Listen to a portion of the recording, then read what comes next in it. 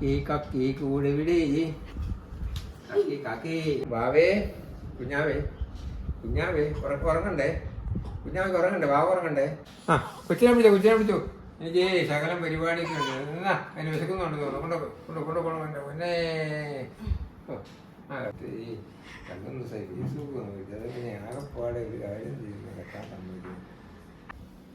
പപ്പാ ഇതൊന്ന് തൂക്കോ കെൽപ്പി എന്നെ ഒന്ന് കെൽപ്പി എന്തെങ്കിലും ചെയ്തോ. നിങ്ങൾ മീൻ കൊണ്ടുവന്നു ഞാൻ കറി വയനാട് അടിച്ചോട്ടെ. നിങ്ങൾ ഇതൊക്കെ തുടക്കാതെ ഈ കുഞ്ഞുങ്ങൾ ഇവിടെ കിടന്നുണ്ട്. ഈ കുഞ്ഞു കൊച്ചെവിടെയുണ്ട്.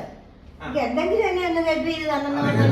മേശ പോലും തുടക്കാൻ ആ കൊച്ചു തണ്ണിമത്തങ്ങ വെച്ചിരിക്കുന്നു.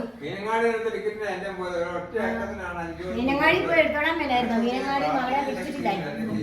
അതിങ്ങനെ മീൻ മേടിച്ചോണ്ട് ഒരു കുഴപ്പമില്ലായിരുന്നു.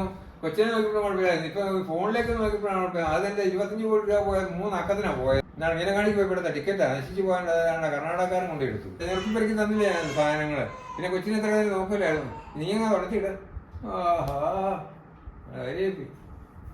എന്നാ പിന്നെ നിങ്ങൾക്ക് 3 ടിക്കറ്റ് ഒന്നിച്ചിങ്ങനെ എടുക്കാൻ വരായിരുന്നു. എന്നാ പിന്നെ അതിനടിച്ചാൽ 3 അക്കത്തെയാ പോയെങ്കിലും.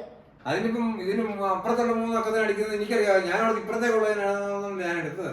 ഈ പണിയാറ് ഞാൻ കണിയാനാണോ? നിങ്ങൾ 2-3 ദിവസം ആയില്ല 3 അക്കത്തിനാ എന്റെ ലോട്ടറി പോയതെന്ന് പറയുന്നത്. ആ ലോട്ടറിയുടെ ആളെയും കിട്ടി ആൾക്കാരെയും കിട്ടി. അവര് ലോട്ടറി അതിപ്പോ എല്ലാം എടുത്ത് കൈകാര്യം ചെയ്തു. പിന്നെ നിങ്ങൾ എന്തിനു ഈ കരഞ്ഞോണ്ട് ഉപയോഗിക്കുന്നത്? വല്ല പണിയും നോക്കുക അപ്പൊ ആളോട്ട് ഇറങ്ങി ആ പറമ്പിലേക്ക്.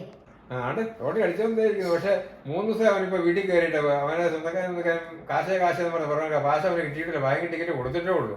അവന്റെ 3 ദിവസമായിട്ട് ഇപ്പം ഒടുവില. എന്നാലും ക്രിസ്മസിനുള്ള ടിക്കറ്റ് കൊടുക്കുക. അതുകൊണ്ട് പരിപാടി നിർത്തുക.